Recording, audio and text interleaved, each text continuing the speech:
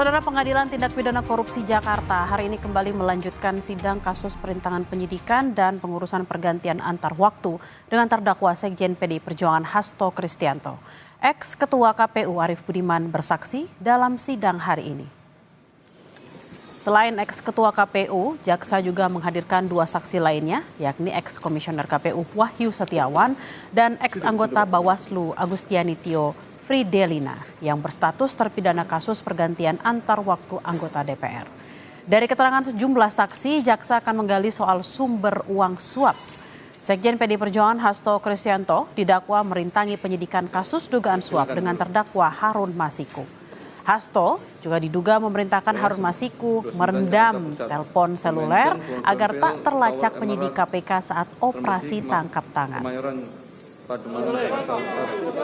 Ketua DPP PDIP Ganjar Pranowo turut hadir dalam sidang Hasto Kristianto di Pengadilan Tipikor Jakarta Kamis pagi. Ganjar mengaku datang untuk memberi semangat kepada Hasto dalam menjalani sidang kasus hukumnya. Lebih lengkap soal jalannya sidang Hasto Kristianto di Pengadilan Tipikor Jakarta, kita bergabung dengan jurnalis Kompas TV Niputu Trisnanda dan juru kamera Febri James. Selamat siang Putu, fakta apa saja yang sudah digali jaksa dari keterangan tiga saksi yang dihadirkan hari ini?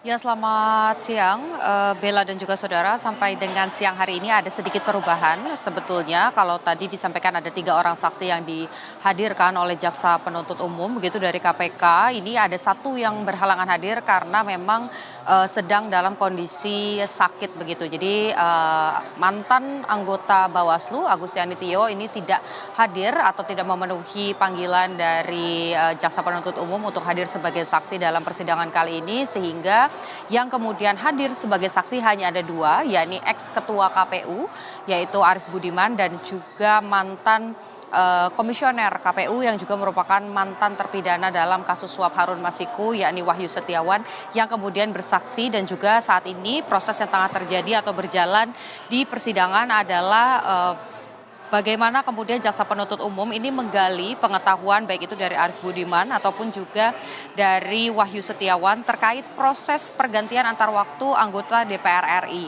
Seperti yang tadi juga saya dengarkan begitu ya, dari pertanyaan-pertanyaan yang diajukan ini berkaitan konteksnya dengan sebetulnya seperti apa aturan yang dipakai begitu, landasan hukumnya apa yang kemudian dipakai oleh KPU pada periode tersebut di mana Arief Budiman merupakan ketuanya, kemudian komisionernya salah satunya adalah Wahyu Setiawan, untuk kemudian menandatangani atau memberikan izin proses pergantian antar waktu anggota DPR RI, di mana dalam konteks Harun Masiku ini adalah untuk menggantikan salah satu anggota DPR begitu yang meninggal dunia sehingga harus digantikan. Kalau berdasarkan urut-urutannya ini memang seharusnya digantikan oleh Rizky Aprilia, tapi kemudian nama yang masuk ini justru Harun Masiku sehingga berujunglah pada kasus suap yang saat ini tengah berproses hukum begitu ya, di mana Harun Masiku sampai hari ini masih tidak diketahui batang hidupnya dan masih jadi buronan KPK. Dan tadi yang disampaikan bahwa memang pada awalnya Wahyu Setiawan yang merupakan mantan kader PDI Perjuangan atau juga memiliki kedekatan dengan PDI Perjuangan ini sudah menjelaskan bahwa itu tidak bisa dilakukan, Harun Masiku menggantikan pihak yang kemudian meninggal dunia karena memang ada di urutan yang cukup rendah begitu jika dibandingkan dengan Rizky Aprilia, sehingga seharusnya adalah nama Rizky Aprilia yang menggantikan. Tapi karena pihak tersebut meninggal sebelum penetapan sehingga ada kerancuan dalam landasan hukum. Oleh karena itu pihak dari partai yaitu PDI Perjuangan ini bersurat, di mana surat itu ditandatangani oleh Ketua Umum dan juga Sekjen Partai untuk meminta kepada Mahkamah Agung terkait dengan fatwa tersebut. Ini seperti apa landasan hukumnya ketika misalnya calon yang kemudian sudah terpilih memiliki suara terbanyak meninggal dunia sebelum ditetapkan sebagai anggota DPR RI begitu, sehingga yang kemudian dikeluarkan oleh MA adalah ketika ada proses seperti itu, ketika ada situasi seperti itu, maka nama penggantinya ini dikembalikan kepada partai politik. Nah, ini yang kemudian tadi sebelum saya keluar dan juga melaporkan kepada Anda, Bella dan juga saudara, ini yang sedang digali oleh jaksa penuntut umum terkait dengan bagaimana aturan-aturan pergantian antar waktu. Bukan hanya itu saja, tadi juga sempat digali begitu terkait dengan hubungan Harun Masiku, bagaimana komunikasinya dengan Wahyu Setiawan, karena ini yang kemudian menjadi pihak yang melakukan suap begitu ya. Tapi tadi disampaikan dengan tegas beberapa kali oleh Wahyu Setiawan bahwa Wahyu Setiawan ini tidak pernah bertemu secara langsung dengan Harun Masiku, melainkan dengan pihak-pihak lain begitu.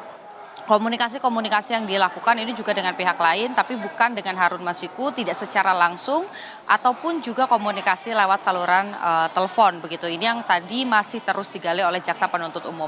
Nantinya bukan hanya JPU saja, tapi dari kubu Hasto Kristianto akan juga punya kesempatan untuk bertanya kepada dua orang saksi, yakni Arief Budiman dan juga Wahyu Setiawan, di mana kalau pagi hari tadi saya tanya kepada kuasa hukum Hasto Kristianto, yakni Roni Talapesi, yang disoroti justru perubahan keterangan atau kesaksian dari Wahyu Setiawan yang berbeda pada tahun 2020 pada saat dirinya berproses di peradilan begitu ya.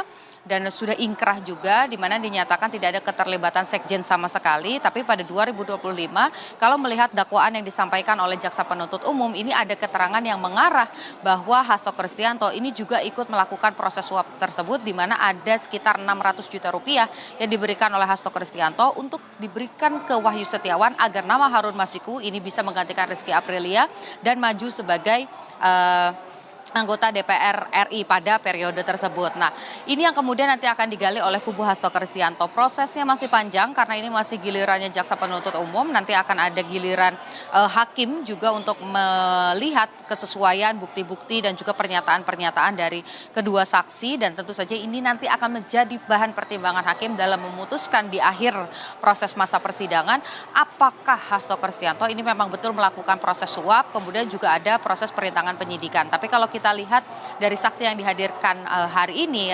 rasa-rasanya begitu, ini akan lebih banyak menggali soal bagaimana proses nama Harun Masiku ini masuk ke dalam bursa pergantian anggota pergantian antar waktu begitu ya, ketimbang proses perintangan penyidikannya. Karena kalau dari tadi saya tidak melihat ada pertanyaan begitu dari jaksa penuntut umum yang berkaitan dengan proses perintangan penyidikan, di mana ada upaya merendam, ada perintah begitu dari Hasto Kristianto yang disebut oleh jaksa merendam telepon seluler untuk menghilangkan barang bukti ataupun juga hal-hal lain. Ini belum ditanyakan. Apakah itu akan menjadi bagian soal perintangan penyidikan? Nanti kita akan tunggu sama-sama, karena ini masalah hukum, kita tidak boleh berandai-andai begitu ya. Jadi kita harus menantikan bagaimana pertanyaan-pertanyaan yang akan diberikan. Tapi sampai dengan saat ini memasuki pukul 12 siang, Bella dan juga saudara, pertanyaannya masih seputar dugaan suapnya. Jadi ini kan ada dua perkara, ada perkara terkait dengan dugaan suap dan yang satu lagi soal perintangan penyidikan disidangkan dalam waktu yang bersamaan. Nah, kira-kira unsur suapnya ini terpenuhi atau tidak? Apakah keterangan-keterangan saksi ini memberatkan Hasto Kristianto, atau justru jika tidak bisa dimanfaatkan dengan baik oleh jaksa penuntut umum untuk menunjukkan bukti-bukti dan menyelaraskannya dengan keterangan saksi, tentu saja justru ini akan menguntungkan kubu Hasto Kristianto nantinya. Bella. Baik, terima kasih atas laporan Anda. Memang kita harus menunggu seperti apa jalannya persidangan hari ini, terutama dari keterangan dari pihak kuasa hukum Hasto Kristianto. Terima kasih atas laporan Anda, jurnalis Kompas TV Niputu Trisnanda dan juga Febri James, langsung dari Pengadilan Tipikor Jakarta.